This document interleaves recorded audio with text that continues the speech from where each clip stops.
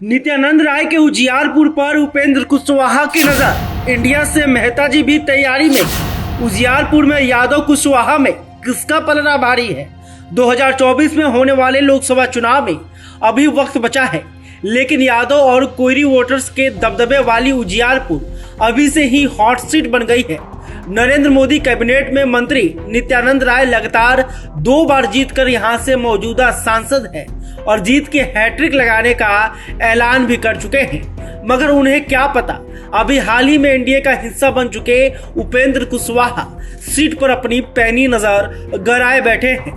काराकाट के साथ ही उजियारपुर से भी चुनाव लड़ने की तैयारी में जुटे हैं। तो वहीं इंडिया से तेजस्वी के मंत्री आलोक मेहता भी पिछले 2 बार से चुनाव में नित्यानंद के हाथों मिली हार का बदला लेने के लिए बेचैन है। मतलब साफ है, सीट पर वर्चस्व कायम करने को लेकर यादवों और कोयरी में घमासान मचना तय है। बड़ा सवाल यह है कि अमित शाह के खासम खास नित्यानंद की सीट को झटकने में क्या उपेंद्र कुशवाहा कामयाब होंगे? इंडिया के मंत्री आलोक मेहता को लालू फिर से टिकट देंगे? क्या है उजियारपुर का चुनावी गुना भाग?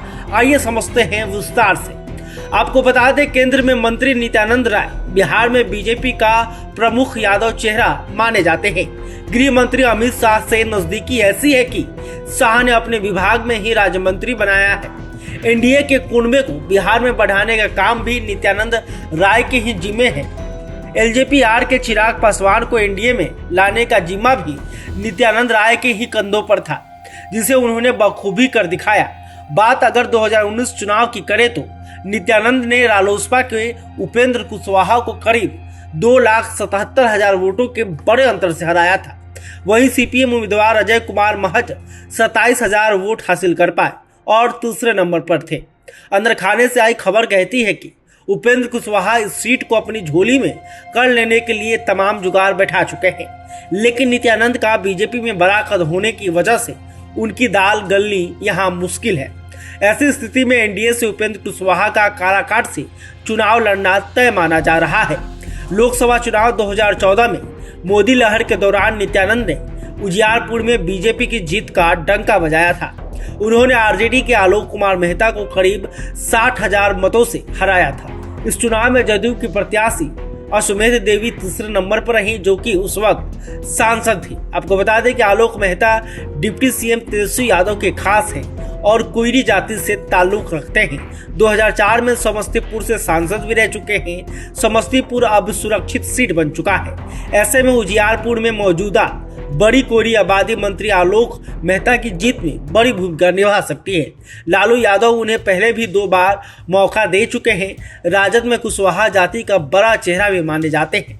भीतर ही भीतर चुनाव लड़ने की तैयारी में जुटे हैं और महागठबंधन में इस सीट के प्रमुख दावेदारी माने जाते हैं। आपको यहाँ हम स्पष्ट बता दें, महागठबंधन हो या एनडीए, इन दोनों का सीट शेयरिंग अभी फाइनल नहीं हुआ है। ऐसे में कौन सी सीट किस सहयोगी दलों के पाले में जाएगी यह निश्चित रूप से नहीं बताया जा सकता है, लेकिन अभी से ही सभी गठबंधन में शामिल दलों के नेता अपनी अपनी गोटी सेट करने में लगे हुए हैं। आइए अब जानते हैं यहाँ के चुनावी गुना भाग को। 2008 के परिसमन के बाद अस्तित्व में आई इस लोकसभा सीट पर अब तक 3 आम चुनाव हुए हैं। तब से लेकर अब तक यहाँ एनडीए का ही कब्जा रहा है। 2009 में जदयू, तो 2014 और 2019 के चुनाव में बीजेपी ने जीत दर्ज की थी। आरजेडी और महागठबंधन को यहाँ जीत अब तक नसीब नहीं हुआ है। उजियारपुर समस्तीपुर जिले के अंतर्गत आता है। इस लोकसभा सीट के अंतर्गत 6 विधानसभा क्षेत्र आते हैं।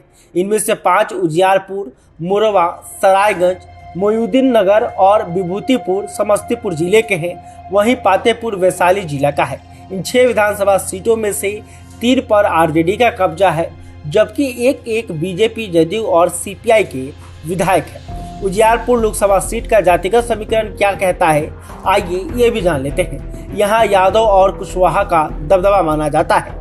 दोनों ही जाति के वोटर्स किसी भी पार्टी के जीत और हार में अहम भूमिका निभाते हैं। 2 बार से सांसद नित्यानंद राय यादव जाति से आते हैं। इसके अलावा ब्राह्मण, भूमिहार और मुस्लिम और अति पिछड़ा वोटर्स की संख्या भी निर्णायक भूमिका में है। 2024 के लोकसभा चुनाव में क्या रहेगी स्थिति, आइए यह भी समझ लेते हैं। लोकसभा चुनाव 2024 से पहले बिहार में राजनीतिक समीकरण काफी बदल गए हैं। इसका असर उजियारपुर सीट पर भी देखने को मिलेगा। जदयू अब एनडीए को छोड़कर महागठबंधन में जा चुकी है। पिछली बार उजियारपुर से बीजेपी को टक्कर देने वाले उपेंद्र कुशवाहा अब एनडीए में आ गए हैं। आगामी चुनाव में उनके काराकाट से चुनाव लड़ने के कयास लगाए जा रहे हैं। कुशवाहा के एनडीए में आने से उजियारपुर में बीजेपी को फायदा मिल सकता है। कुशवाहा वोटर्स को उपेंद्र एनडीए के पक्ष में करने की कोशिश करेंगे। यहां से बीजेपी अपने मौजूदा सांसद नित्यानंद राय पर ही फिर से दांव लगाएगी, ऐसी सियासी चर्चा है। वहीं दूसरी ओर महागठबंधन में आरजेडी या जदयू के बीच इस सीट पर चुनाव लड़ने को लेकर माथापच्ची हो सकती है। मंत्री आलोक मेहता की महागठबंधन में दावेदारी की चर्चा है।